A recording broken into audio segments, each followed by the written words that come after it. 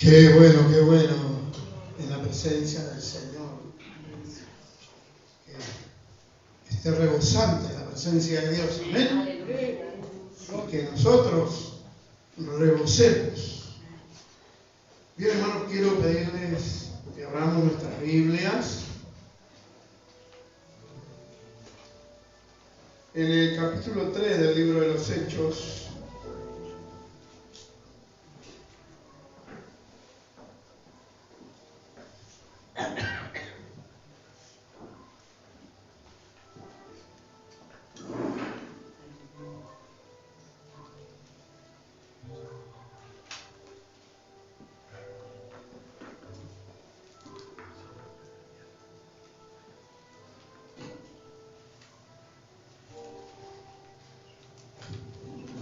Hechos 3.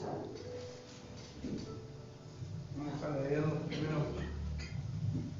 los primeros versículos ahí. Hechos 3.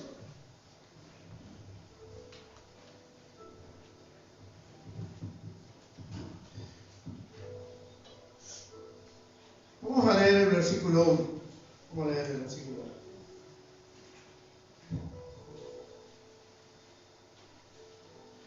Dice la palabra de Dios: Pedro y Juan subían juntos al templo a la hora novena, la de la oración.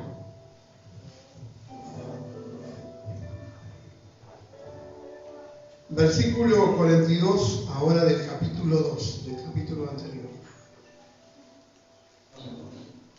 Y perseveraban en la doctrina de los apóstoles, en la comunión unos con otros, en el partimiento del pan y en las oraciones. Amén. Amén. Hermanos, estos textos nos muestran una iglesia que comenzaba, pero rápidamente una iglesia creciente. Y nos muestran las características de esta iglesia, que era una iglesia que estaba en la doctrina de los apóstoles, tenían comunión unos con otros y en todas las cosas perseveraban. No solo en el partimiento del pan, en el compartir el alimento, sino también en las oraciones. Era una forma de vida que dice que sobrevino temor a toda persona, y no es que tuvieran miedo, sino que tenían respeto, reverencia por lo que creía esa gente, por la forma de ser de los cristianos. Luego el versículo 46 del capítulo 2 nos muestra que seguían perseverando unánimes en el congregarse, en el templo y en las casas, y seguían comiendo juntos con alegría. Y fíjense que los apóstoles,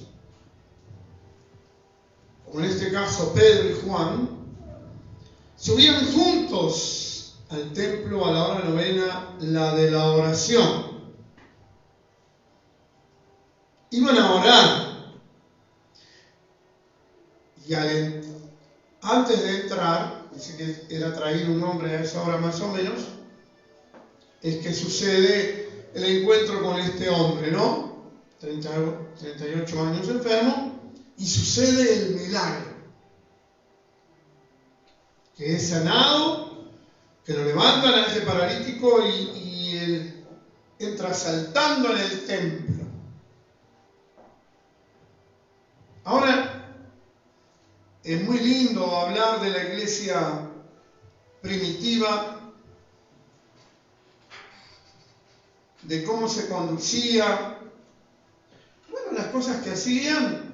Normalmente el organizar una iglesia también, porque después tuvieron que nombrar diáconos llenos del Espíritu Santo, porque claro, al crecer la iglesia, los apóstoles dicen, bueno, no podemos dejar nosotros la oración, la palabra de Dios, para atender a las viudas y a los huérfanos. Así es que nombraron este grupo de diáconos. Pero al mismo tiempo la iglesia empezó a ser perseguida, fue dispersa. No obstante, estos cristianos fueron abriendo iglesias, fueron plantando iglesias donde iban, siguieron haciendo el trabajo. Pero de todas maneras, vamos a ver una iglesia que a los 30, 40 años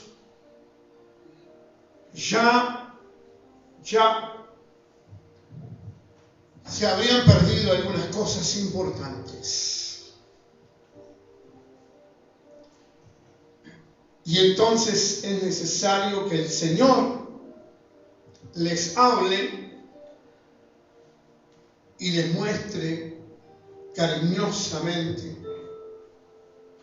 de que vuelvan, de que recuperen las cosas que tenían antes. Y tenemos las cartas de los apóstoles, pero tenemos las cartas a las iglesias en el Apocalipsis. En el capítulo 2 y 3 de Apocalipsis. Si usted quiere, léalo en su casa.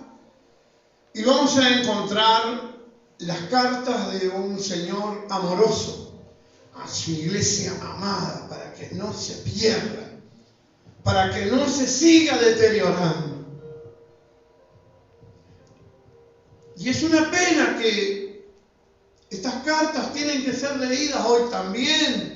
Tienen que ser predicadas, porque estamos viviendo ya ese tiempo, el deterioro de la iglesia. Lo comentábamos el viernes en la reunión de varones, que la pandemia hizo que muchas iglesias cerraron y no volvieron a abrir. Pastores murieron y nadie tomó el lugar de ellos. Y a otros les convino seguir predicando por YouTube, por Facebook, en la cómoda, sin hacerse cargo del rebaño directamente. Y aparecieron predicadores. Les digo, yo personalmente no los conozco, y creo que conozco unos cuantos predicadores de años, ¿no? Pero aparecieron predicadores ahí para la iglesia y con temas que ellos consideran de actualidad, pero que en la Biblia están, pero ellos los trajeron y trataron de seducir a la iglesia, diciendo que los pastores la habían engañado a la iglesia.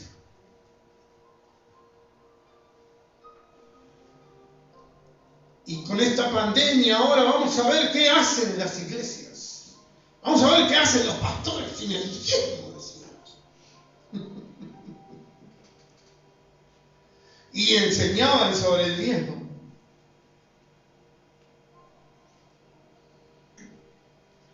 En forma torcida, por supuesto, ¿no? Y así, y surgieron predicadores de los últimos tiempos, hablando del Apocalipsis. Y resulta que terminó la pandemia y esos pastores se desaparecieron. Pero el problema es cómo quedaron las iglesias. Por eso digo, estas cosas que están sucediendo es la advertencia que el Señor le hace a las iglesias. Porque Este mensaje que fue dirigido a las iglesias en aquel tiempo, de Efeso, de Esmirna, de Pérgamo, Tiatira, Sardis, Filadelfia, Laodicea, también fueron iglesias que dejaron de existir. Desaparecieron.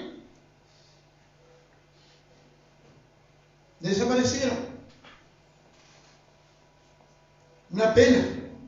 Y hoy allí en donde estaban las 7 iglesias, es Turquía, y la religión es el Islam.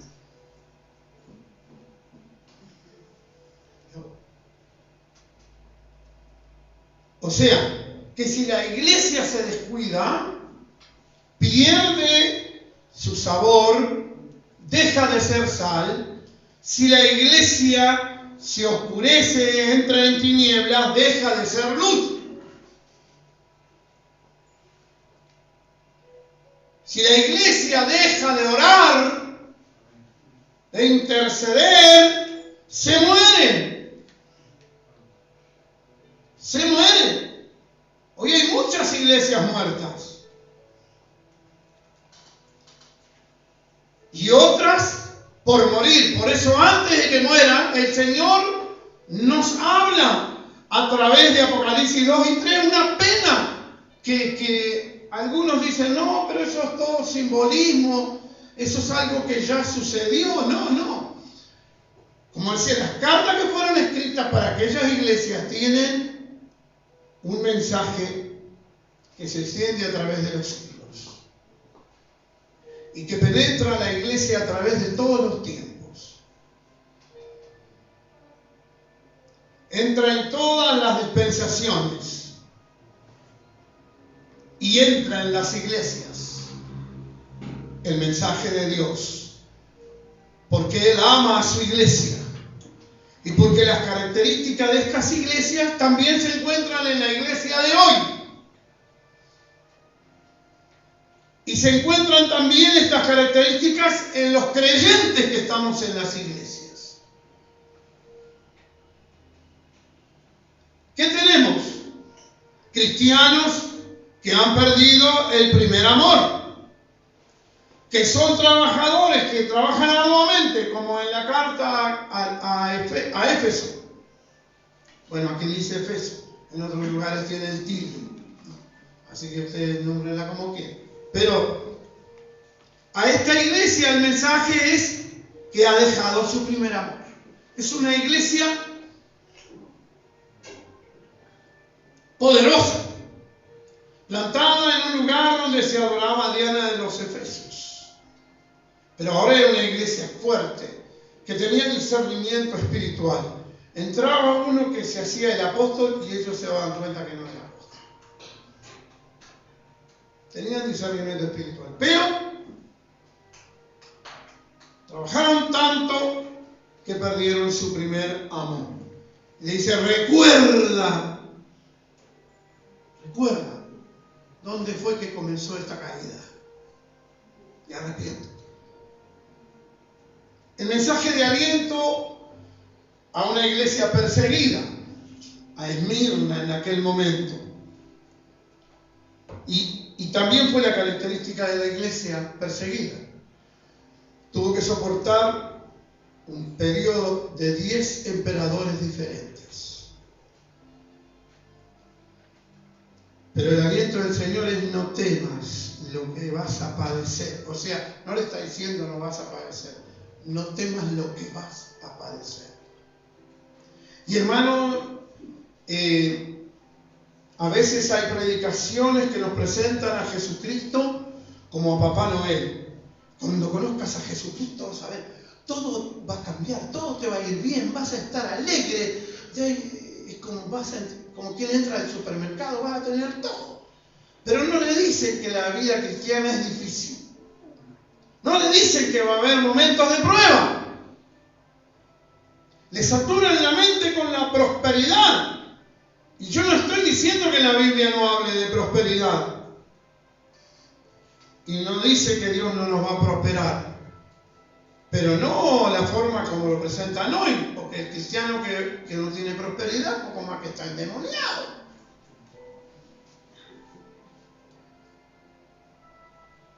Y no es así. No es así. Entonces, estos cristianos de Esmirna estaban todos en pecado, porque los perseguían. Y no es así. Está mal.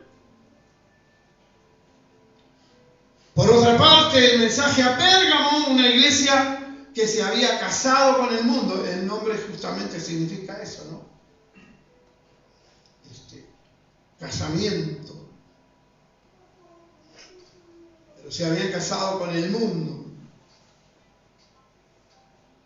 Y le dice, yo conozco tus obras, ¿de dónde moras? Yo sé que donde tú vives es difícil, donde está el trono de Satanás, pero tienes una cosa buena, retienes mi nombre, no has negado mi fe ni aún en los días en que el pastor fue muerto. Antipas, mi testigo fiel, fue muerto entre ustedes.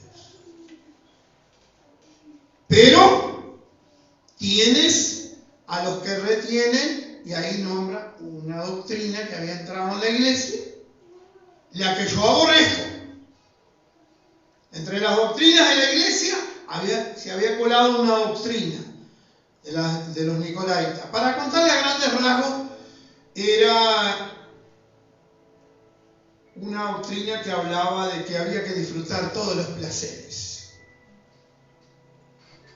Que el cuerpo tenía que disfrutar todos los placeres. Que había que, lo más importante era el corazón.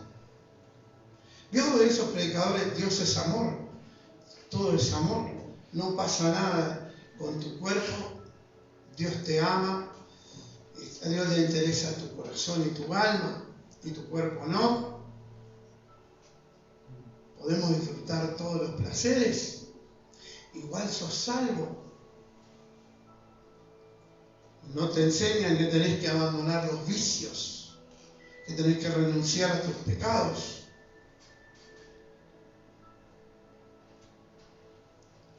Aquí el Señor habla que Él aborrece esa doctrina. Y hay cosas que Dios aborrece y las tenemos que enseñar también. Lo que también Dios aborrece. Y le dice, por tanto, arrepiéntete, pues si no vendré a ti pronto y pelearé contra ellos con la espada de mi boca. Tiatira, donde había una mujer que yo no sé si es que se llamaba Jezabel casualmente o que era como Jezabel, que se dice profetiza. O sea, no era profetiza, se dice profetiza.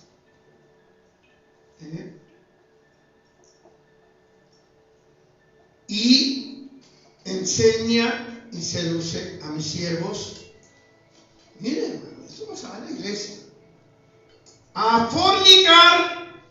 Estamos en el capítulo 2, versículo 20. Él reconoce, yo conozco tus obras y amor, fe, servicio, tu paciencia, tus obras postreras son más que las primeras. O sea, estaba haciendo cosas buenas incluso en la iglesia. Pero, ahí estaba esa mujer engañando a los pastores, a los líderes, enseñando y seduciendo. Fíjense qué doctrina tan diabólica que les hizo creer que esto era de Dios.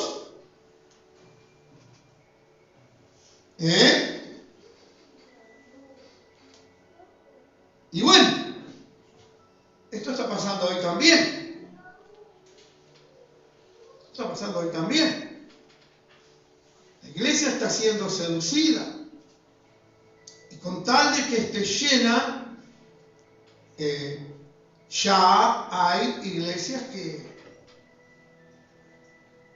no se asombre que dentro de poco casen parejas homosexuales o lesbianas. No se solo. Ya tenemos iglesias solo de homosexuales, que sus pastores son homosexuales.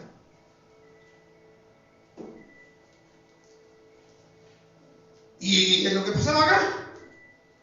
Acá tenían esta mujer que seducía y enseñaba a fornicar, a tener relaciones sexuales fuera del matrimonio. Esto es la fornicación.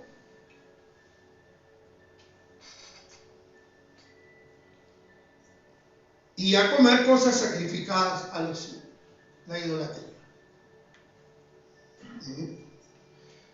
Y el Señor dice, le he dado tiempo para que ella se arrepienta, pero no quiere arrepentirse de su fornicación.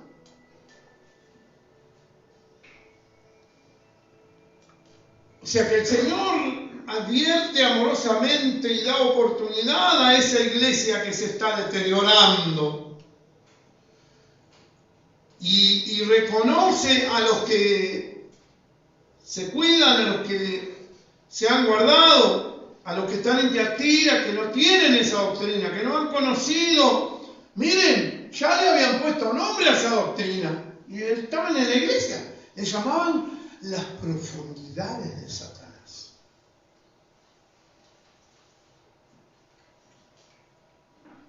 Eran parte de la vida de la iglesia.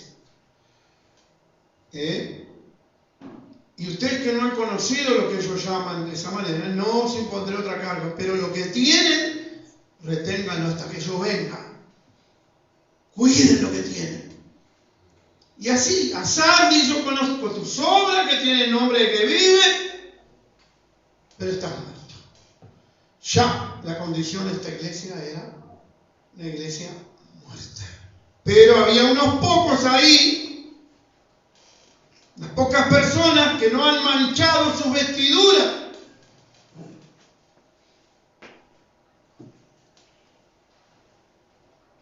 Y le dice también que se arrepienta, que sea vigilante, que afirme las cosas que están para morir. O sea, había unas cosas que todavía no habían muerto. Y reconoce a la iglesia que es fiel. No es que el Señor no sepa y no reconozca a la iglesia fiel. Le habla a la iglesia de Filadelfia, que Él conoce sus obras, y le dice, he puesto una puerta abierta delante de ti. Esta es otra predicación porque tiene que ver con el arrebatamiento. También tiene que ver con misiones y evangelismo. Pero el hecho es que el Señor está atento a la vida de la iglesia para que no se deteriore, para que no se desvanezca, para que la iglesia no muera, para que el creyente sea firme, no se desvanezca en su vida espiritual, el creyente se fortalezca, se llene del Espíritu Santo, permanezca firme en la doctrina, pueda continuar o mejorar de como empezó. Esta iglesia fue advertida para que continuara como la primera o mejorara incluso.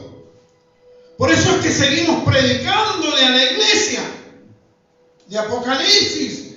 Por eso le seguimos diciendo a la iglesia que no dejemos de orar, que tiene que ser llena del Espíritu Santo, que tenemos que seguir ayunando para que esas cosas no se caigan, para que los milagros sigan sucediendo, para que la iglesia predique y las señales sucedan, sigan al mensaje de Dios.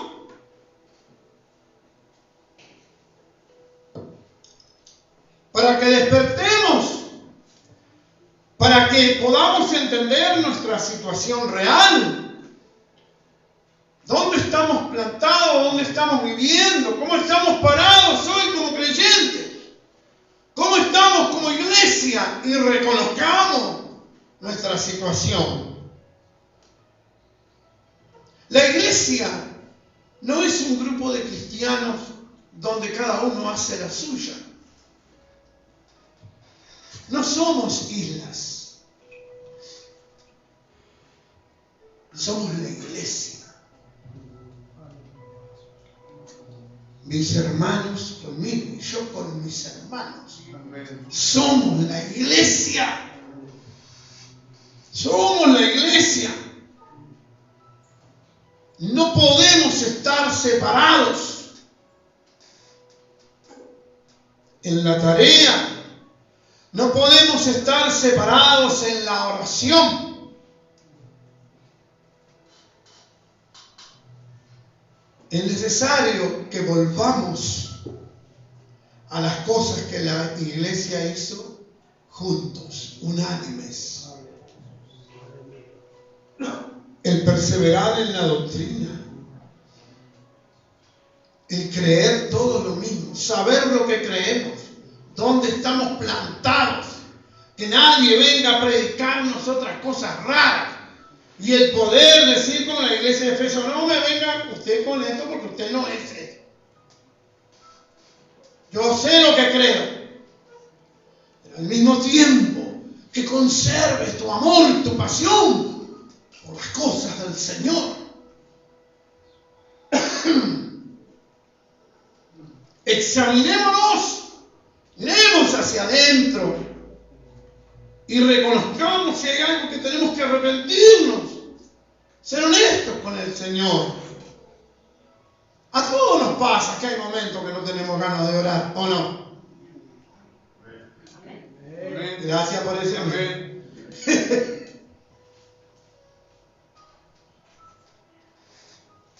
Hoy César me miraba, teníamos la reunión de intercesor y dice, pastor, está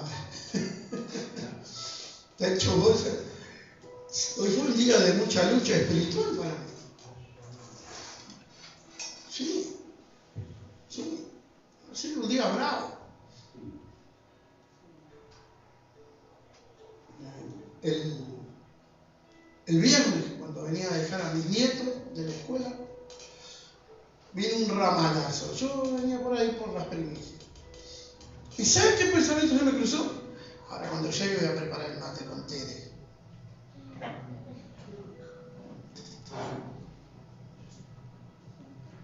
¿Se da cuenta? Y cuando llegué al portón dije, no está. No está. Y cuando lo fui a preparar, pero estaba solo.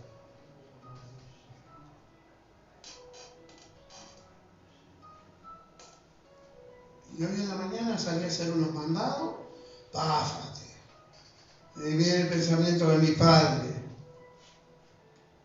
de mi madre, de Teresa. Y ahora del gordo que está enfermo, que ya le dijeron que tiene cáncer. Eso fue un día bravo de pensamientos. Y entonces solo cuando uno viene a la rodilla, a la presencia del Señor, viene la presencia de Dios. Viene la calma, viene el viento.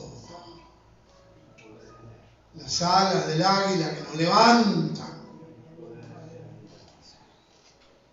Pero es necesario permanecer, mi hermano. No caer. No decaer en la oración. Es el refugio que tenemos. Pedro y Juan subían juntos a la oración. Después sucedió el milagro. Hacía años que Pedro y Juan subían juntos a la oración. Pero esta vez era diferente. Iban a orar de una manera diferente. Estaban llenos del Espíritu de Dios. Había una conjunción, una armonía espiritual. Y había un agregado que era el poder de Dios.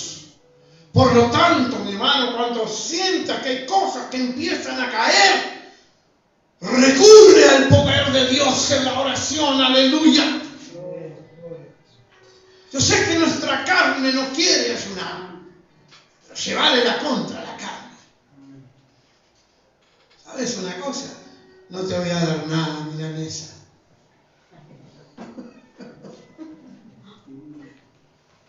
Ni una sopa te voy a dar.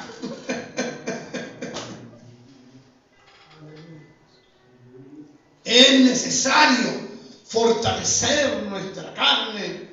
Es necesario fortalecer nuestro espíritu con las cosas del espíritu. Volver a la oración. Volver a la oración. ¿Saben una de las cosas que más ha costado en las iglesias? Que el culto de oración sea el más numeroso que el del domingo.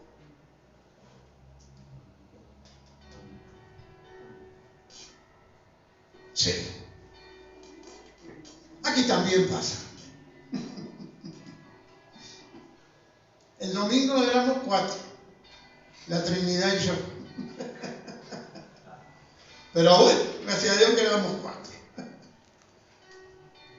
Pero le digo, mi hermano, para que usted atienda y entienda, el problema es suyo, es para su mal. Si usted no viene a orar juntos, en armonía.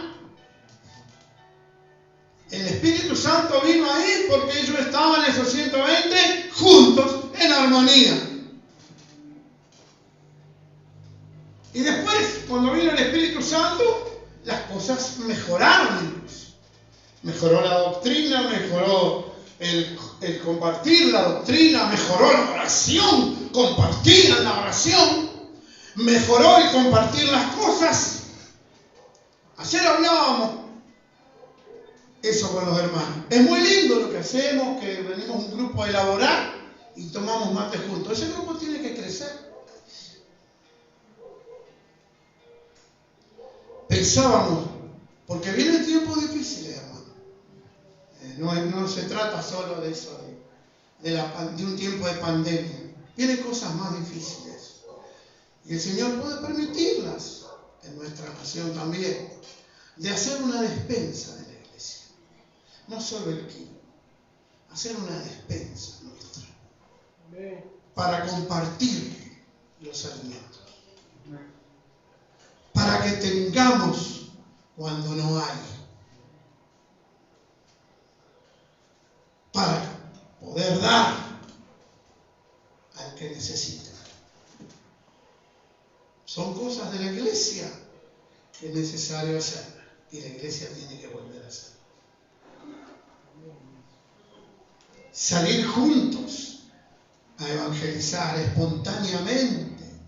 Que no haya que organizar un fin de semana. Que 2 o 3 se pongan de acuerdo y dicen, nos vamos a tal barrio. Vamos allá a evangelizar. Vamos a orar por esa región. Es necesario volver a esas cosas, mi hermano. Pero lo más necesario es volver a la oración. Porque, ¿sabe qué? En la oración está todo. En primer lugar, yo me pongo en contacto con el Señor. Tengo comunión con Él. Es lo primero que sucede.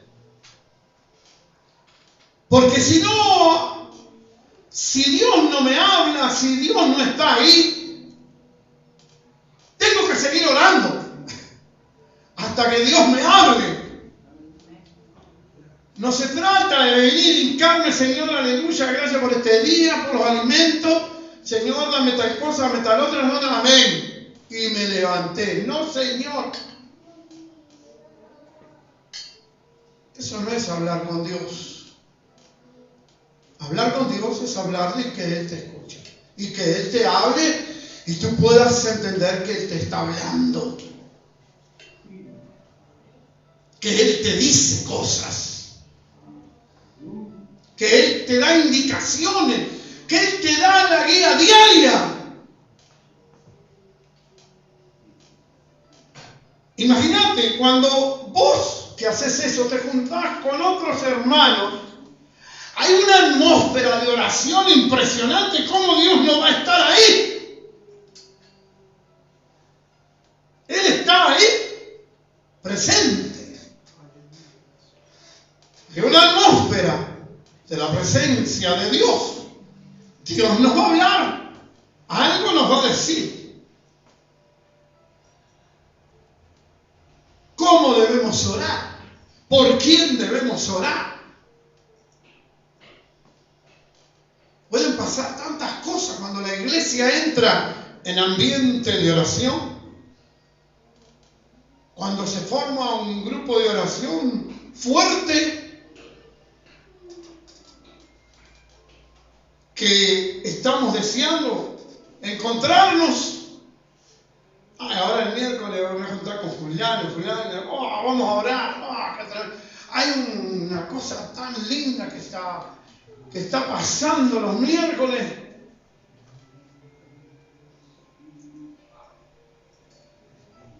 Y me puse en contacto con el hermano fulano y él estaba pensando lo mismo y el Señor le dijo lo mismo. Así que ahora, como el Señor nos habló, vamos a ir a orar por fulano, por fulana. O vamos a ir a tal barrio, porque están pasando algunas cosas raras. Ahí el Señor nos dijo, y vamos a ir. El ambiente del Espíritu. O sea, esas cosas tienen que resucitarse. Las tenemos que despertar en la iglesia. No pueden morir. No deben morir. Es la vida de la iglesia. Lo demás son programas que nosotros podemos elaborar. Pero a veces elaboramos programas y nos acostumbramos a elaborar algunos programas, ¿sabes? Y siempre hacemos, de repente después, como nos resultó, estuvo lindo, después seguimos haciendo varios programas. Pero llega un momento que ya esos programas ya no dan resultado.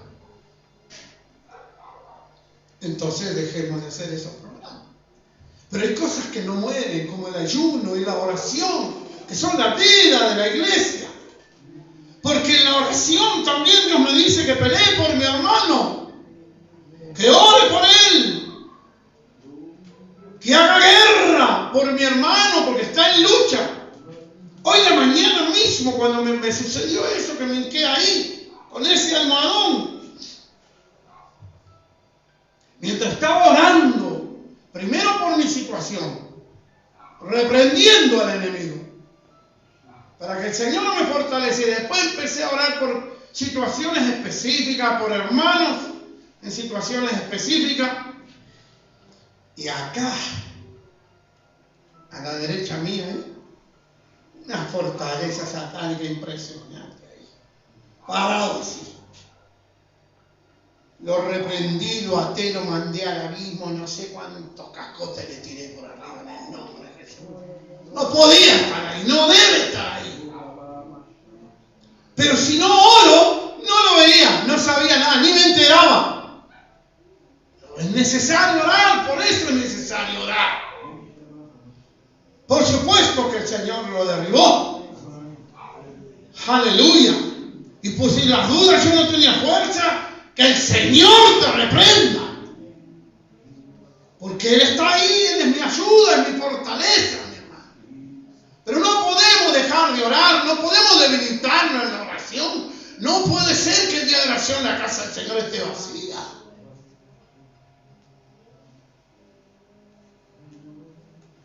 Hazte un tiempo para orar. No, pero yo puedo orar en mi casa. Vení a orar con tus hermanos. Juntarte con tus hermanos para orar. No, pero yo vengo el domingo. Domingueros. No puede ser, mi hermano.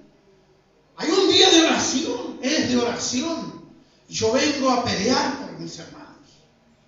Vengo a interceder. Yo sé que hay cosas que, nosotros nos equivocamos. Pero no por eso vamos a dejar de orar. A Abraham, Dios le dijo, deja tu parentela. Y ahí se fue Lot al lado de él igual.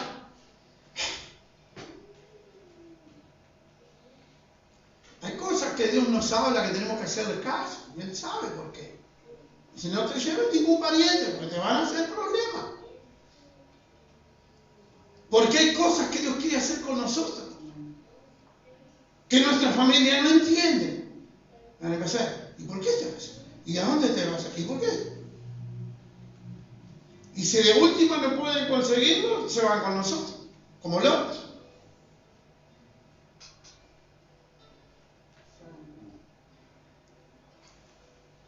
Y el problema es que Lot estaba pegado como una garrapata a Abraham. Menos mal que después, cuando decidieron repartir la tierra, Lot vio la llanura del Jordán y dijo, esto es el Edén. Y el tipo se fue hacia Sodoma, hacia Gomorra. Y Abraham quedó ahí, porque ya Lot había decidido. Y Dios dice, no te preocupes, no es esa la tierra que yo te voy a dar. Está acá de este otro lado, mira acá, mira allá. Parate acá, vení, y yo te voy a mostrar. Es esa. Es esa. Pero, hubo momentos que el pariente le dio trabajo. Aunque se había ido por otro lado, allá estaba donde quería. Dice que se juntaron unos reyes ahí, hicieron una guerra, y entre los que se llevaron estaba el pariente de Abraham, Lot, allá en Génesis 14. A ver.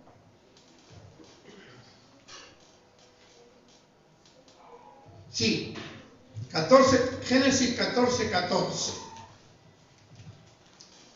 Y oyó Abraham que su pariente estaba prisionero y armó a sus criados, los nacidos en su casa, 318, y los siguió hasta Dan. Y cayó sobre ellos de noche él y su siervo y les atacó, y les fue siguiendo hasta Oba, al norte de Damasco, y recobró todos los bienes, y también a Lot, su pariente, y sus bienes, y a las mujeres y demás gente. ¿Qué problema, no? Pero bueno, lo importante es que hizo lo que tenía que hacer. Se armó. No se armó como un ejército con soldados y armas, porque él no tenía experiencia de eso. Pero dice que armó a los de su familia, a sus criados, a sus parientes. Armó a su familia.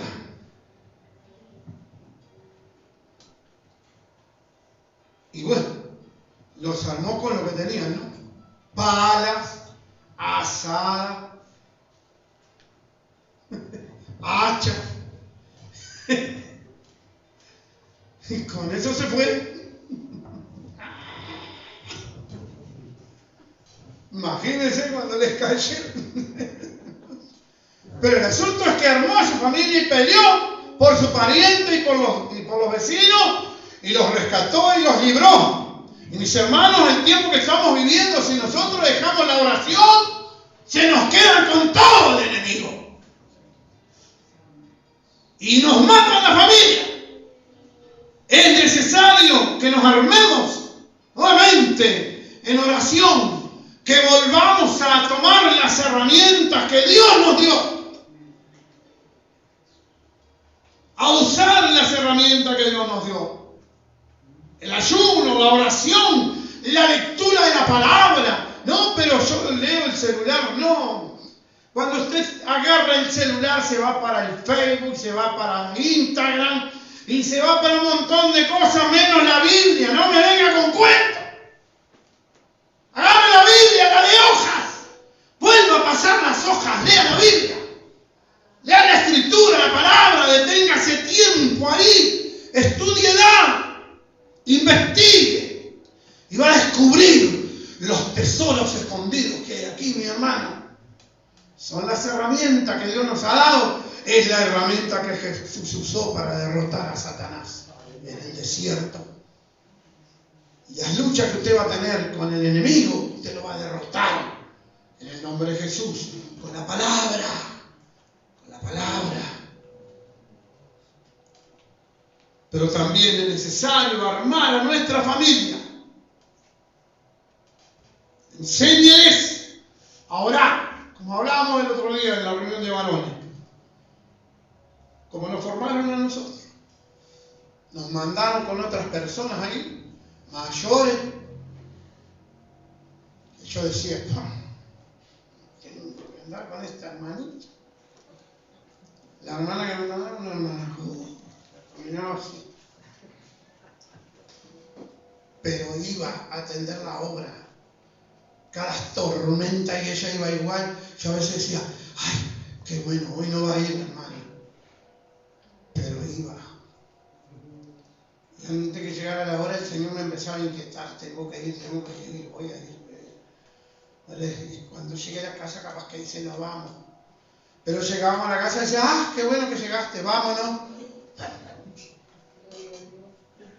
Pero tormenta es rayos, trueno y agua, y agua, y agua. Y si tú quieres enseñar a tu líder o a tu pariente a orar, bueno, cuando tú te hincas, tráete a alguien a orar contigo para que aprendas. Enséñale. Porque de celular ya sabe más que vos, pero de oración no. Enseñale. Cierra tu puerta, que no se entere nadie, y ahí pelea. Discute con el enemigo, arrebátale todo lo que se quiera llevar. Agarrate a las trompadas con el diablo. Pero vos vas a salir marcado, pero él va a salir todo abollado también de ahí. Y vas a salir en victoria. Y vas a reconquistar todo lo que el enemigo te quería sacar. Es necesario armarnos, defender nuestra familia, pelear por nuestros hermanos. Volvamos a la oración, volvamos a la herramienta que Dios nos dio, que nunca nos sacó, que nosotros la dejamos tirada, es otra cosa. Pero Dios nunca nos sacó las herramientas. Pelea por tu familia, pelea por tus hermanos, pelea por tu iglesia. Y vas a comprobar victoria tras victoria. Aleluya. En el nombre de Jesús. Tú puedes hacerlo, tú debes hacerlo. Levántate en victoria, mi hermana, mi hermano. Te desafío nuevamente a que cuando llegamos ahí, penetramos esa puerta, nos volquemos en el altar. Que no haya tiempo para chismes. Después nos saludamos. Ponte de pie, mi hermano, mi hermana.